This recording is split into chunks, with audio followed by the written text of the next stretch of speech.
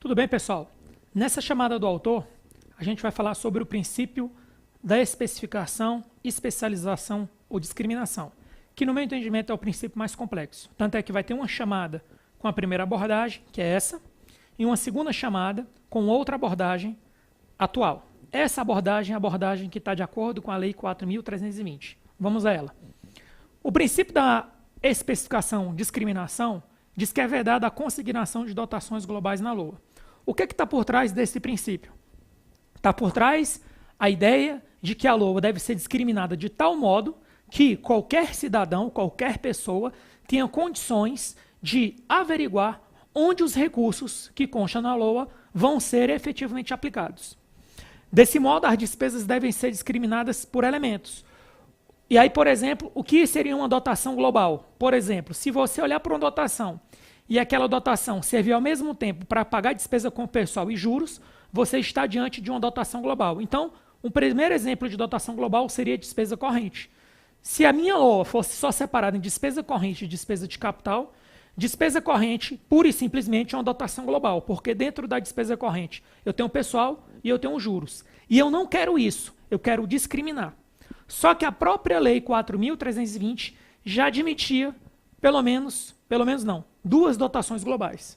A lei admitia uma, que é essa aqui, PET, Programa Especial de Trabalho, a sigla PET, e o Decreto-Lei 200 criou a reserva de contingência. Então, o que seria um Programa Especial de Trabalho? Seria uma despesa de investimento.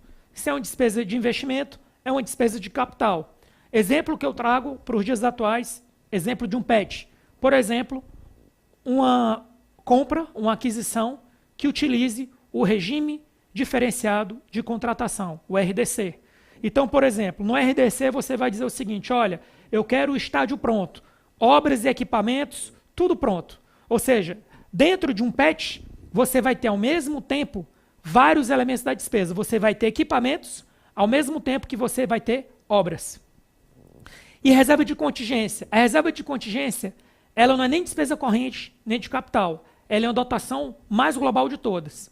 Para que serve a reserva de contingência? A reserva de contingência serve, entre outras coisas, para cobrir passivos contingentes. Por exemplo, ocorreu uma catástrofe natural e algumas casas foram destruídas. Você pode usar a reserva de contingência para construir casas.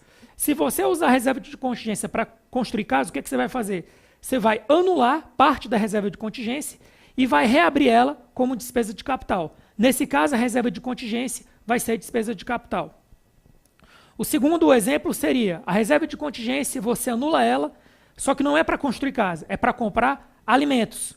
Se você usar a reserva de contingência para comprar alimentos, você vai anular parte da reserva de contingência e vai reverter ela em despesa corrente e vai comprar material de consumo. Ou seja, a reserva de contingência ela vai se tornar o que você precisa que ela se torne no momento oportuno. Por isso que a reserva de contingência é a mais global de todas as dotações. Com isso, a gente encerra mais uma chamada do autor. Até a próxima.